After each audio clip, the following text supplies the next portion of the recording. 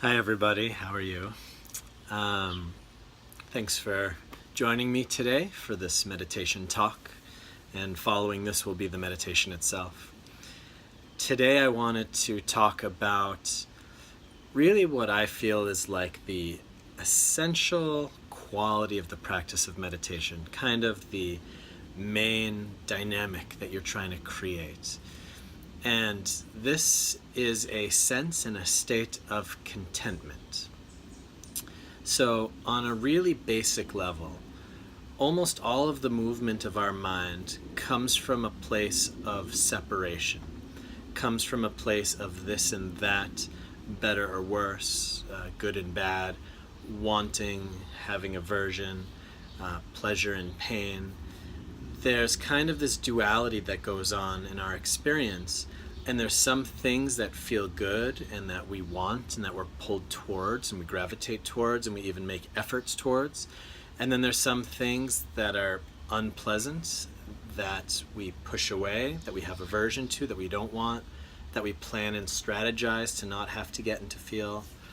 And when you look really closely at the movements of the mind during meditation, especially the thoughts, you'll see that almost every time your mind is wandering, all the things that it's going through, it all has to do with the sense of discontentment.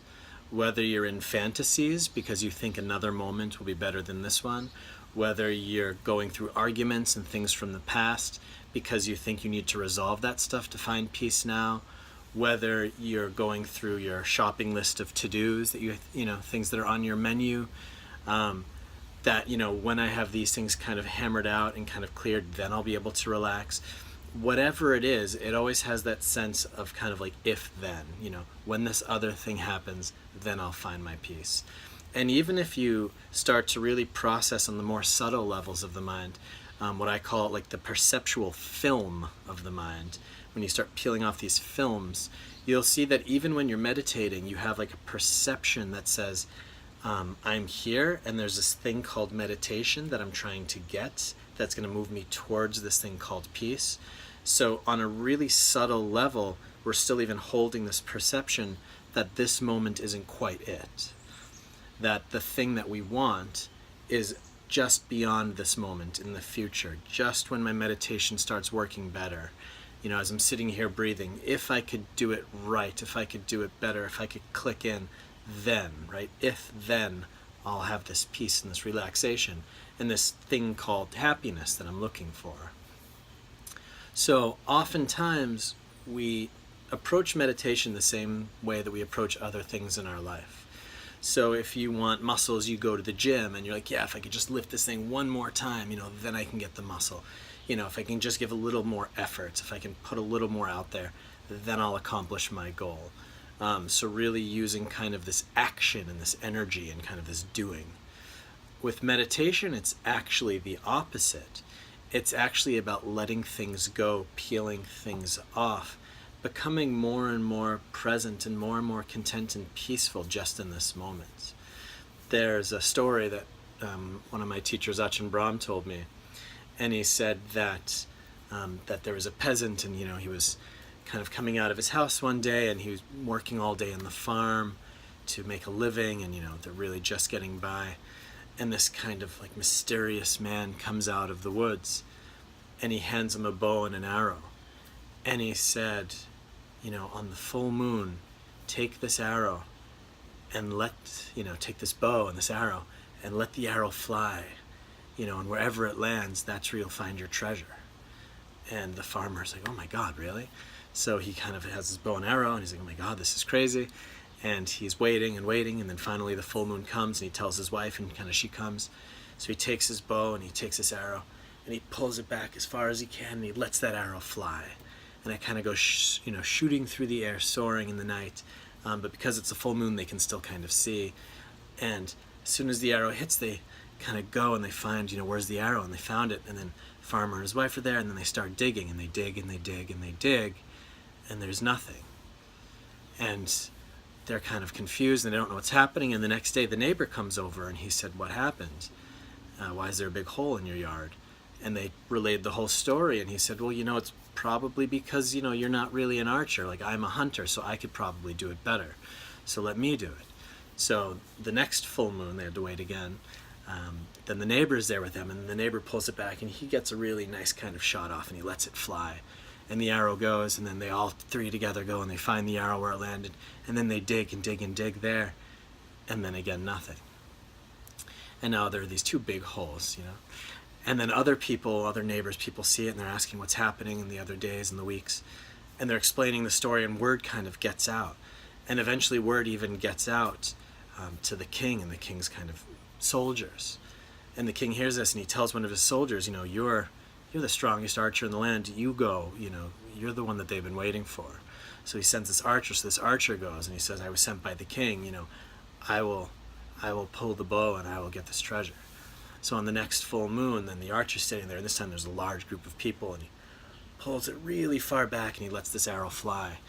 And then all of the people, they all go together, and then they find where it went, and then, you have now like 50 people digging and digging, and this big hole, and still nothing, no treasure.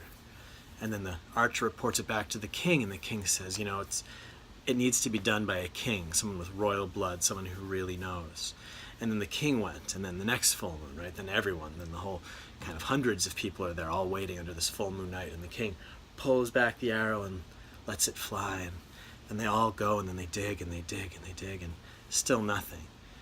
And then the king looks around and he says, what, this is ridiculous. This farmer's ridiculous. I don't even know if the story's real. Everybody go home, forget this ever happened. This is absurd. And everybody leaves, and the farmer and his wife are kind of the source of this great ridicule, and they're left also very confused. Why did this happen? Why have I been given this bow and this arrow, and I was told there's this treasure, and what happened? And then they just kind of give up, and they kind of try to go back to their normal lives. But on the next full moon, there's a knock at the door, and they open the door, and it's the same kind of mysterious man who gave them the bow and the arrow at the beginning. And the man looked at them, and he's like, so, have you found the treasure? And the farmer relayed the story. No, we shot it, and it didn't work. And the neighbor came, and then the king's men, and then the king himself. And it didn't work, and this is ridiculous. Why have you done this to us? Why are we now the source of ridicule from this whole kingdom? It's all your fault. And the mysterious man kind of listens, and he smiles, and he said, no, my friend, you have misheard. I didn't say shoot the arrow as far as you can. I said let the arrow fly.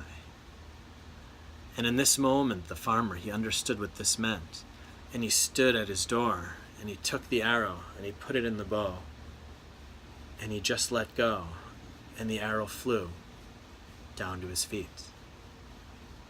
And there they started digging, right in front of his front door.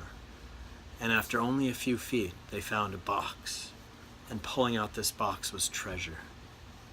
Jewels and gold and everything that he had ever wanted. And when you start practicing meditation, when you start training and working with the mind, you're going to see and you're going to learn that the thing that you want, the thing that you've always wanted, happens when you just let go, when you just let the mind fly, when you let it be. And you'll find that it's also just right here. When you get into the deeper levels of meditation, there's not this striving, there's not this building, there's not this more and more getting better and better and better, and then it's happening. It's that you're letting go of so much that you become so present in the moment, that you become so content with whatever is here, that the mind just concentrates all by itself and is so happy and pleased to be here in this pleasantness. And it just sinks and gets deeper and deeper, and the mind unifies. And these really deep, powerful, profound, mystical states of meditation start arising. Your entire perception starts shifting. Everything that you've ever known starts to fall away. And you start to really get these deep realizations also that come through meditation. And this contentment, this ability to really just be with whatever's here, and to allow yourself to be in this moment and to sink into this moment, and to let go of any subtleties of wanting or not wanting, trying to change anything at all, I always like to say it's as if you're waiting for a bus that you know is never going to come, and you're completely happy and at peace to wait forever. That's the true meaning of patience. Patience doesn't mean waiting for something to change. Patience means letting go of wanting it to change. The more that you can just be here with whatever you're experiencing and say, good enough. This is it. This is my meditation. This is my spot. This is my peace. I'm already doing it right. I'm already there. And just allowing it to be contentment in this moment. Everything will start to coalesce and everything will start to shift. And each time you're meditating and you start to get to a place where you're almost hitting a wall, that you're hitting a place where you don't feel like you're really getting any deeper, that's another moment that you practice contentment. You practice in that new moment fully accepting, letting go of wanting anything to change, being more okay with how things are. And creating that contentment, the mind will then again sink down into the next level. And there's kind of these levels that we catch ourselves at. You could just sink all the way through, but we catch ourselves. We get a little bit deeper and we stop. Then we might get a little deeper, then we stop. It's almost like the ego's holding on. Whoa, what's going on? What was that? Oh, okay, you start to let go, get peaceful. Whoa, wait, what's happening? Then you start to feel, oh, this feels good. Oh, this is nice. I want to keep this. I want to stay here. Oh, but what happens when I leave? That you start poking around in it and trying to hold it. You want something to be a certain way, or you're worried about what's going to happen if it's not. Letting that go. So letting go, being content, allowing, waiting without any expectation. Smile, soften.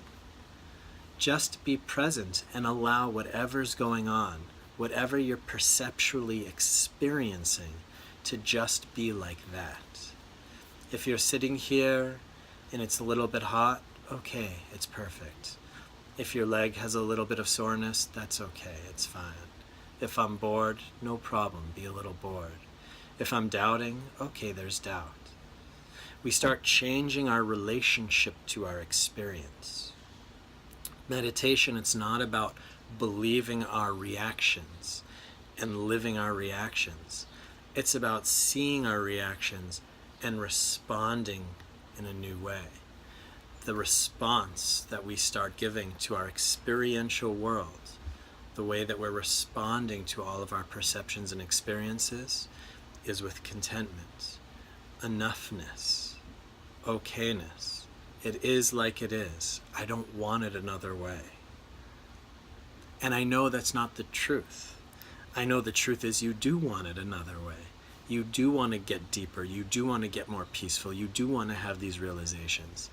But the way to get there, it's very counterintuitive.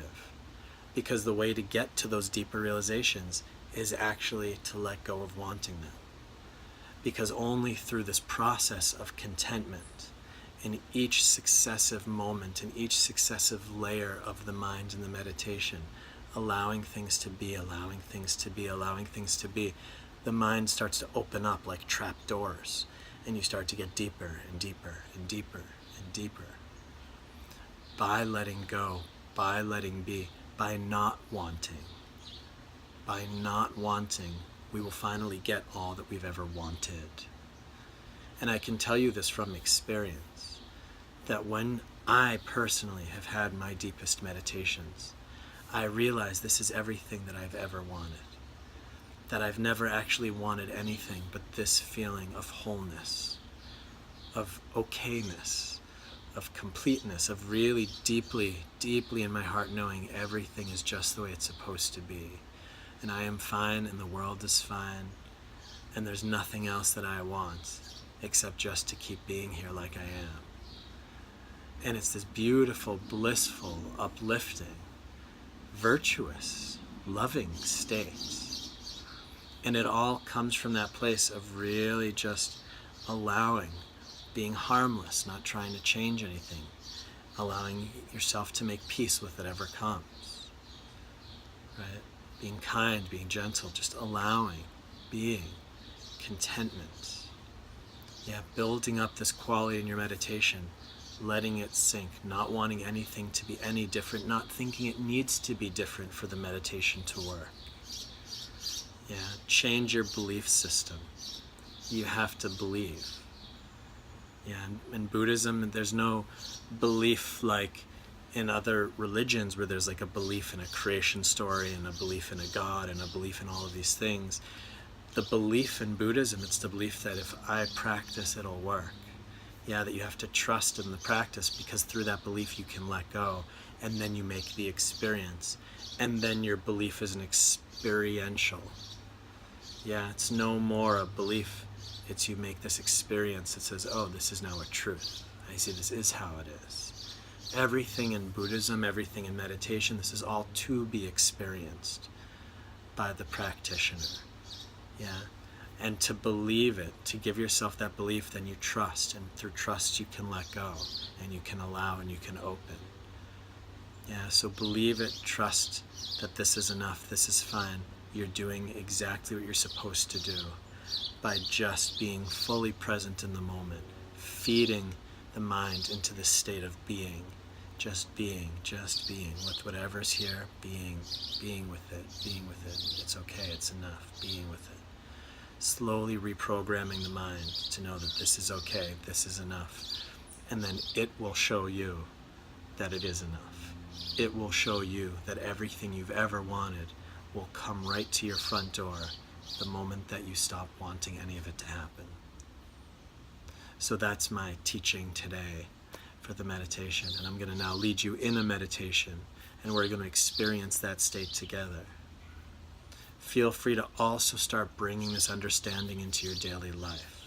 It's very transformative, because the more that you can work this into your life, the more that your life becomes more open, more peaceful, and it also builds a foundation that when you sit down to meditate, you're already halfway there, because you've been living it off the mat as well.